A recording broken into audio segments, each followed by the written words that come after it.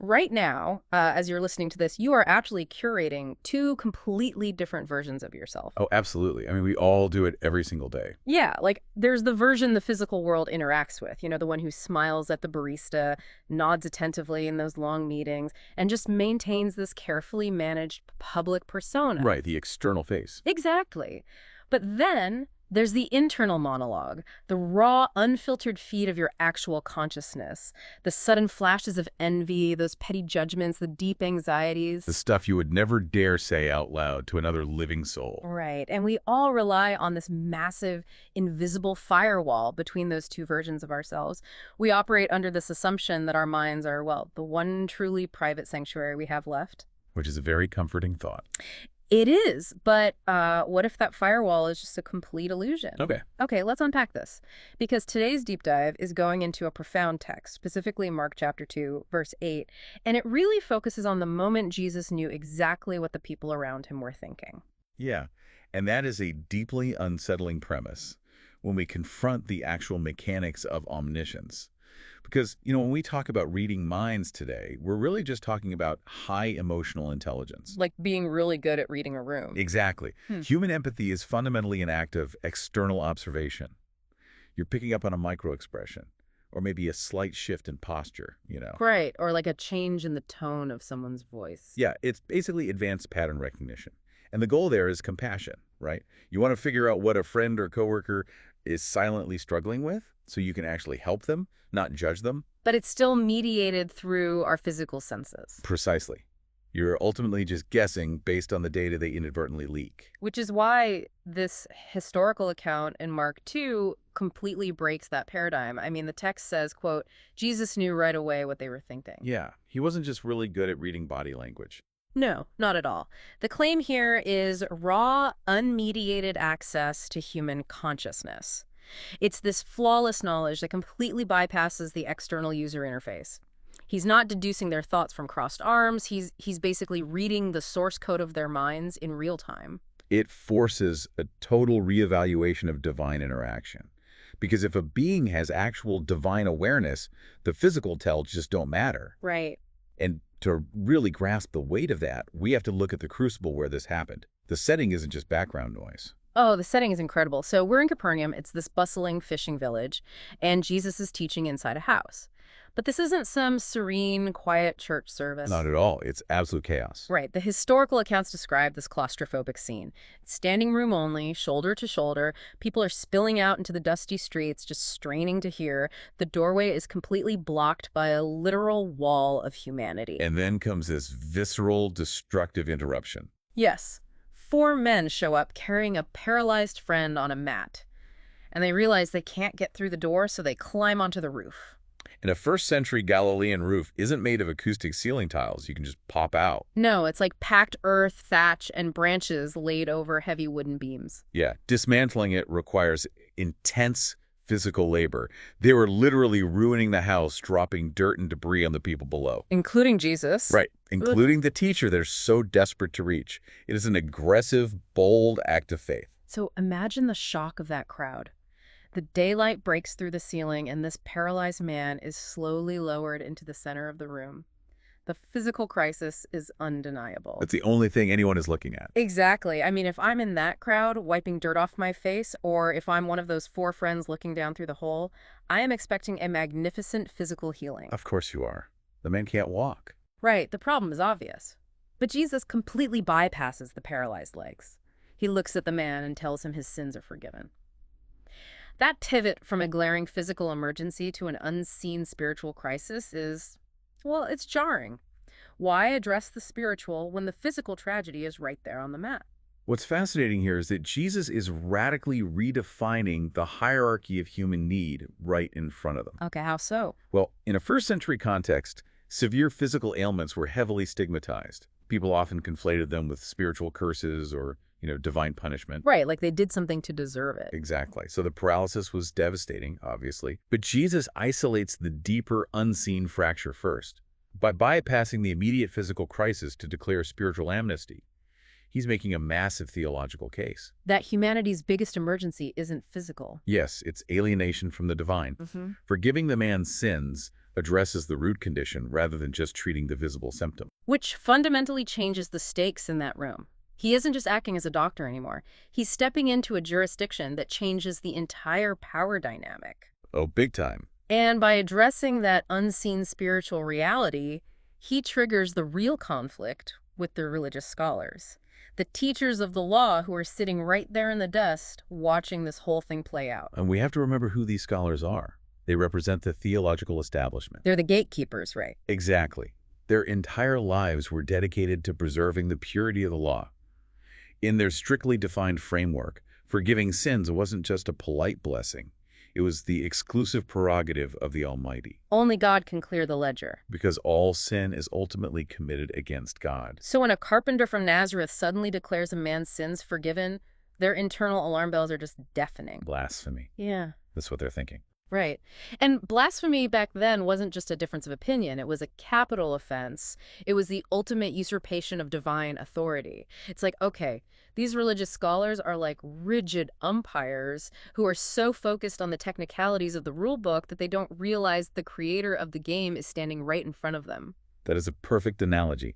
They are essentially running an outdated operating system that literally cannot process the new reality. But their theology was technically accurate, right? According to their own texts, only God can forgive sins. Yes, technically correct, but fatally flawed in its application.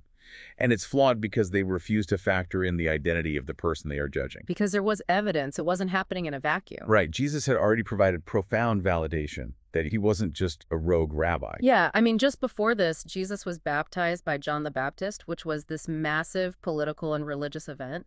The historical record includes a literal, audible affirmation from the heavens. God the Father calling Jesus his beloved Son. Not to mention Jesus' own public statements claiming to be one with the Father. So the scholars had all these data points available. But they deliberately dismissed them. Exactly. Which allowed them to categorize his actions as heresy rather than divine authority. And here's where it gets really interesting. This entire confrontation with the scholars, it is entirely telepathic. Yeah, they don't say a word out loud. Right, they don't stand up and yell, heresy. They just sit there in this crowded, dusty room, processing these furious accusations internally. They retreat to the perceived safety of their own minds, assuming their thoughts are completely secure. And that is exactly where he catches them. The ultimate omniscient flex. It really is. Jesus instantly addresses the theological argument they're having in their own heads. He confronts the exact nature of their silent trap, but he does it out loud. He basically says, I know you're sitting there thinking I'm blaspheming because only God can forgive sins. So to prove I have that authority, watch this. And only then does he heal the paralyzed man physically, telling him to pick up his mat and walk. The elegance of that response is just staggering. Because he proves his divine identity by doing two things only God can do. Exactly. He forgives sins, and he demonstrates flawless omniscience by reading their concealed thoughts.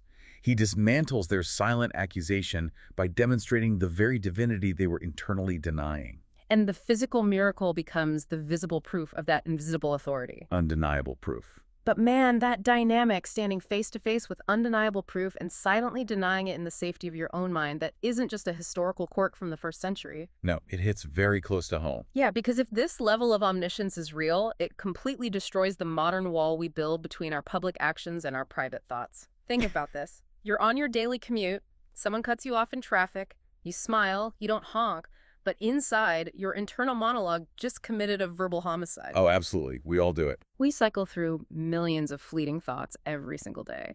And sure, most of them are mundane, but plenty of them are deeply selfish or arrogant or deceitful.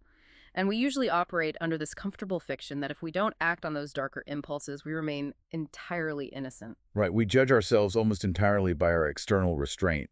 As long as the resentment or the envy stays locked in the vault, we think we're virtuous. But the reality of an omniscient creator completely invalidates that metric. So what does this all mean for us today? Because that shift from external behavior to internal reality is honestly terrifying. It is.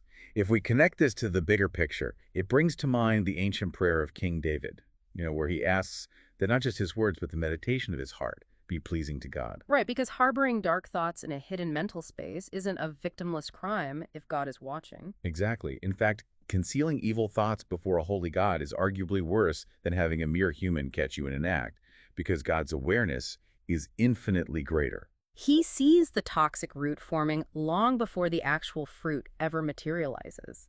And the implications for daily life are heavy if every flash of unchecked anger, every silent judgment is laid bare.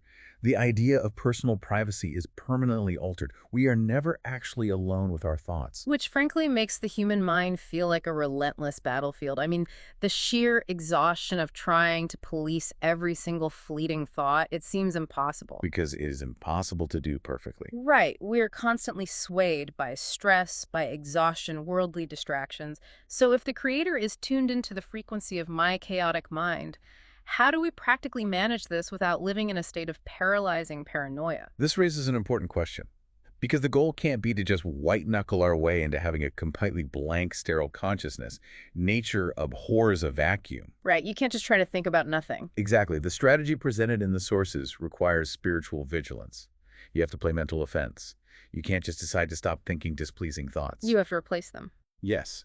By intentionally saturating your mind with the truth of Scripture, you're fundamentally changing the architecture of your thought life. It's cognitive reframing. It's the concept of displacement. You crowd out the dark thoughts by deliberately flooding your brain with light, leaving less runway for the anxiety or the bitterness to take off. And this framework is very realistic about human frailty. It doesn't demand unbreakable perfection. Because we are flawed, the mind will inevitably drift. You will have moments where pride takes over or temptation takes hold. So it's not about never failing, it's about what you do when you inevitably do fail. Precisely. The human instinct is to hide, to suppress the thought or pretend it didn't happen. But hiding is pointless if the firewall doesn't exist. You can't hide a thought from the being who watched it form in real time. So the alternative is radical transparency. When the mind drifts into sin, the instruction is to drag that thought into the light immediately. Bring it to God right away. Yes. You acknowledge it, and you ask Him to purify that specific internal attitude. You ask Him to wash away the resentment. And suddenly, the terrifying reality of omniscience is transformed into a mechanism for grace. Oh, wow. That completely flips the paradigm for me. How so? Well, instead of omniscience acting like some cosmic surveillance camera waiting to catch us failing so it can condemn us, it actually becomes a loving invitation. We are invited to stop all this exhausted image management. It can finally just drop the axe. Right. We can actually walk with God in complete, unvarnished honesty because the pressure to perform is gone. He already knows the absolute worst of what your mind is capable of, and yet He doesn't retreat in disgust. He invites you to bring it to Him. It changes the relationship from fear-based compliance to authentic intimacy. The exposure of our deepest flaws becomes the exact place where we experience the most profound forgiveness. Man, thank you for unpacking the sheer weight of that. It is a massive concept to process, shifting from the historical dust of Capernaum straight into the reality of our own internal monologues. It really is a profound journey. It is. And to you listening right now, thank you for joining us on this deep dive. As you go back to your day, back to navigating the chaotic traffic of your own mind, I want to leave you with one final thought to mull over. Let's hear it. If God's omniscience means He already possesses the raw data of your darkest, most fleeting thoughts, and yet He still offers that unyielding, loving invitation to walk with Him, does that mean true privacy isn't about successfully hiding from the divine, but finally finding the one place where you are fully known, entirely exposed, and yet completely profoundly forgiven?